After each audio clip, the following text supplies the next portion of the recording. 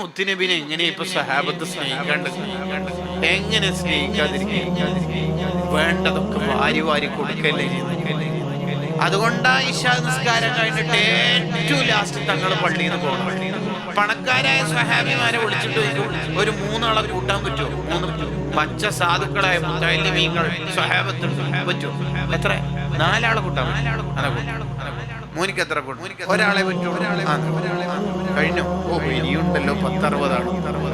സയ്യിദ് ഞങ്ങൾ വന്നിട്ട് ഞാനൊരു 36 ആളെ കൂട്ടാം. 36 ആളെ. ഇതാണ് മദീനത്തെ പള്ളിയിലെ ചിത്രം.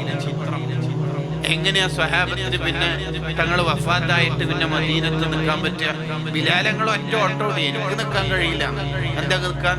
മദീന അത്രയും നല്ല നാടല്ലേ, നാടിന് പവറില്ലായ്മല്ല, എനിക്ക് അവിടെ നിൽക്കാൻ കഴിയൂല. എന്താ അതിന്റെ കാരണം? അത് പണ്ട് ബിലാല് തങ്ങളെ എന്തോ ഒരു സംസാരത്തിനിടയിൽ കറുത്ത പെണ്ണിന്റെ മോനെ എന്ന് വിളിച്ചുപോയി. അപ്പോൾ തന്നെ ബിലാൽ റളിയല്ലാഹു വിധങ്ങളിലേക്ക് പരാതി തീർക്കാൻ വേണ്ടി തങ്ങൾ അബൂദർറങ്ങളെ വിളിച്ചിട്ട് വെച്ചു. പഴയ ജാഹിലിയത്തിന്റെ ഡാർക്ക് ഏജ് കൾച്ചറൊക്കെ ഇപ്പോഴും അവിടെ തന്നെ ബാക്കിയുണ്ടല്ലോ അല്ലെ.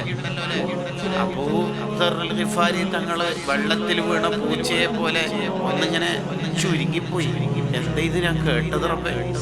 പിറ്റേന്ന് രാവിലെ ബിലാല് ഞങ്ങള് സുബീക്ക് പള്ളി പാങ്കൊടുക്കാൻ വേണ്ടി പോകുന്നുണ്ട്. വെളുവെളുത്ത പണക്കാരനായ കോടീശ്വരൻ ഇങ്ങനെ ക്രോസിൽ റോഡിൽ കിടക്കുന്നു. അപ്പൊ നോക്കുമ്പോ 6ാമത് ഇസ്ലാമിലേക്ക് വന്ന അബൂദർ ഗിഫാരി തങ്ങളെന്താ രാജാവ്, നിങ്ങളെന്താ കിടക്കണത്? നിങ്ങൾ ആ കറുത്ത കാലുകൊണ്ട് എന്റെ ഈ വെളുത്ത മുഖത്ത് ചവിട്ടാണ്ട് ഞാനില്ല. അതൊക്കെ ഇന്നലെ പുറത്തില്ലേ? ഇന്നലെ ഒരു വിഷമം അതൊന്നും എന്നോട് പറഞ്ഞ കാര്യമില്ല. എന്നെ നിങ്ങളെ കാലുകൊണ്ട് എന്റെ മുഖത്ത് ചവിട്ടാണ്ട് ഇനി പറഞ്ഞില്ല. അങ്ങനെ അപ്പാടപ്പാട് പ്രശ്നം തീർക്കുന്ന, ഉടനെ പരിഹരിക്കുന്ന തങ്ങൾ വഫാത്തായാൽ ഞാനിനി മദീനയിൽ എന്നെ കൊണ്ട് നിൽക്കാൻ കഴിയില്ല എന്ന് പറഞ്ഞാൽ വിചാരങ്ങൾ ഓടുന്നുണ്ട്. സ്വഹാബത്തിന് അത്രമാത്രം തങ്ങൾ താലോലിക്കുന്നുണ്ട്.